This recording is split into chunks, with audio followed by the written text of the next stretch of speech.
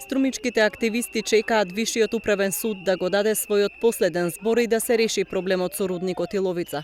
Стојан Велков вели дека работата не е спласната, ниту тие се откажале од активизмот, туку направиле документи со сите ризик фактори поврзани со отворањето на Г1 тешка индустрија и ги доставиле во општинските совети.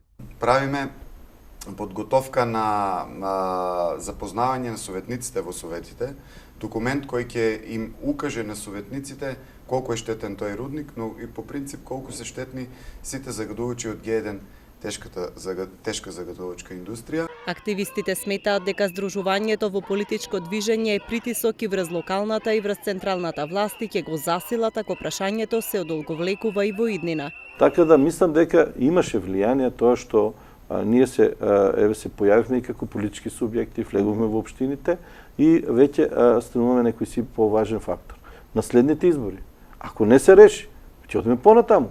Додека не се реши, додека не сватат луѓето дека нема играчка со народот и дека ние тоа не го сакаме. Сметам дека тоа затишје што е вака привидно е оствари многу бучно. Од друга страна, проблемот не може да се врати на тие почетни позиции, по неедноставно бидејќи пресудата, последната пресуда на управниот суд, таксативно ги наведува. Движењето против рудници во југоистокот е активно цели 5 години. Почна во Гевгелија и преку Дојран, Богданци и Валандово се прошири до Струмица.